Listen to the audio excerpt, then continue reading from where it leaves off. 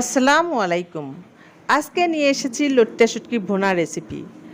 এইভাবে লট্টা শুটকি রান্না করলে স্বাদ এতটাই অপূর্ব হবে যে নিমিষে 1 প্লেট গরম ভাত শেষ হয়ে যাবে। আমি যেভাবে করে নিয়েছি সেটাই আপনাদের সাথে শেয়ার করছি। আশা করি ভিডিওটা আপনাদের কাছে ভালো লাগবে। কথা না বাড়িয়ে চলুন দেখা যাক। চুলায় প্যান বসিয়ে তেল দিয়ে দিলাম।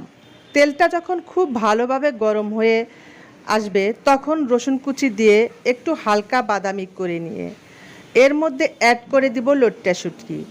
লট্টা শুটকি আমি আগেই গরম পানি দিয়ে ভালো করে ধুয়ে নিয়েছি। যারা মাছের উগ্র গন্ধ পছন্দ করেন না কোনোভাবেই এটা স্কিপ করবেন না। মাছটা যত ভালোভাবে ভেজে নেওয়া হবে ততই শুটকি রান্না টেস্ট ভালো হবে। শুটকি ভাজা হয়ে আসলে একটা বাটিতে তুলে নিব। তারপর ওই তেলের মধ্যে পেঁয়াজ কুচি দিব। পেঁয়াজ কুচি ভাজা হয়ে আসলে এর মধ্যে অ্যাড করে দিব একটু হলুদ আর মরিচ গুঁড়া।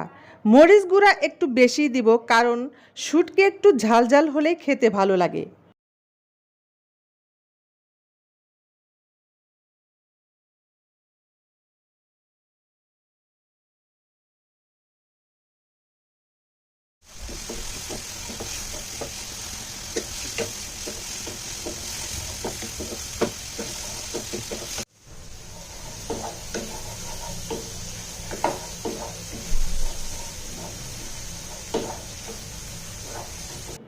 শুটকি দেবার পর ভালোভাবে কিছু সময় ভেজে নিয়েছি। শুটকি থেকে যখন ভাজা ভাজা সুন্দর একটা স্মেল চলে এসেছে তখন এর মধ্যে দিয়ে দিব অল্প পরিমাণে পানি। কারণ হচ্ছে লটকা শুটকিটা যেহেতু অনেকটা শক্ত থাকে এজন্য একটু অল্প আঁচে রান্না করে নিব যাতে শুটকি সেদ্ধ হয়ে আসে।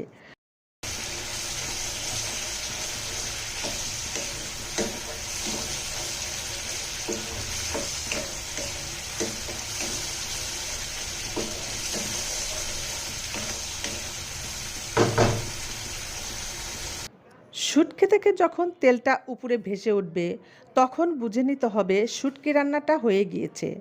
আমার শুটকি রান্নাটা কমপ্লিট হয়ে গিয়েছে। দেখুন কতটা লোভনীয় হয়েছে, খেতেও অনেক মজা হয়েছিল। আমি যেভাবে রান্না করেছি আপনারাও এইভাবে ট্রাই করতে পারেন। আপনারা সবাই ভালো থাকবেন, আমার জন্য দোয়া করবেন। আল্লাহ হাফেজ।